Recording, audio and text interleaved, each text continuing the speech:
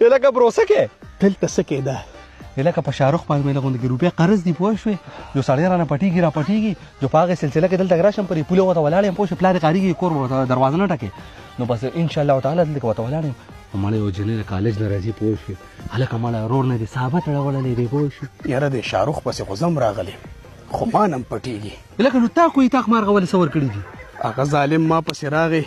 وی ما له لږه لوپټه راکړه دغه نو ما ولې د ښځې لوپټه ورکړه نه مې اوس کور کې ځای شته او نه هغه د اوس ماله په مخه راځي زما نه نن مې قرضداري وظیفه کړې او انشاءالله خدای به شاهرخ مال راولي به دلته ورته ودرېږه پوه شې چېرته زه راځم چې راشي جو بس انشاءالله ماری نه ویني صحیح ده هلکه جانر ما ورته ګوره ما ورته ګوره برو دقه ده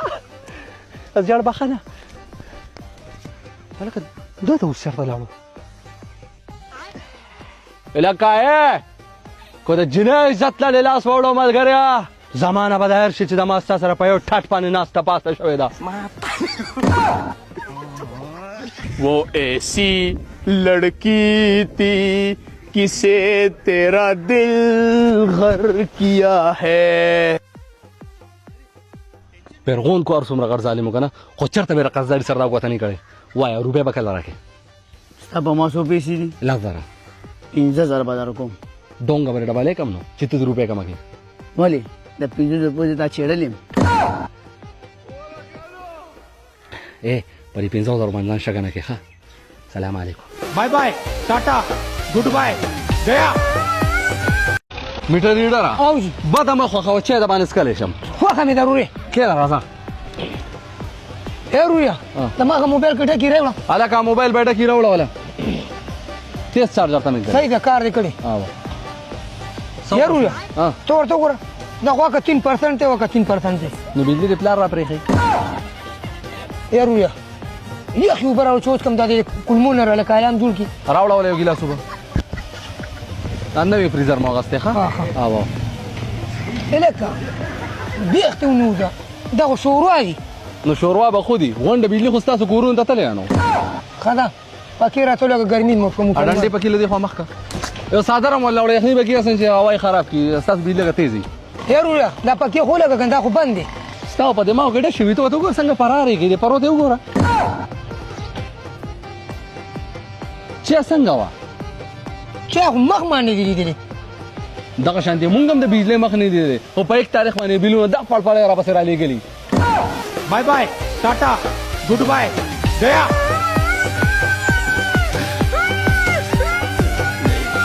خوابده واله څه به کوو یاره استاد یې برتونه لږې لږې سوکې واله ټولېږه ښه لږې لږې سوکې ماشاءالله ماشاءالله رویا دې بریتو سره ډېره ګزاره وکړه ګوره دا د ما عزت دی ښه بېغمه شه ښه ستا عزت نه دی زما هم عزت دی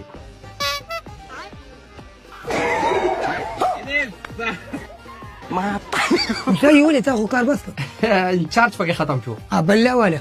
پای کې هم چارج نشته هلکه نو چارج کوې که مسلمانه ځان تروشه تاسو بجلي را پرېږده چې چارج کوم نو په کرنچۍ وکړه دا نوې نوې شاګرد شوی مالې په کرنچۍ باندې چل نه راځي هلکه نو زه به تا ته ناست یم نو ولې موږ تا ته ثابته شپه ناست نه یو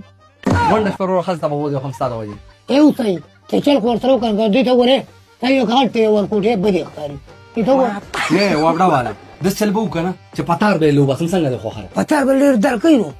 نه ملګريه تاسو به د نیمه شپه کې د سړي ته بجلي بنده کړئ که نه او دا ماشي را خواره شي او دقه شان په دې کپړې باندې سړي دا ټانګ ورکړي هغه ډال نه کوي لیکن 1 سیکنډ دا خو کار کوي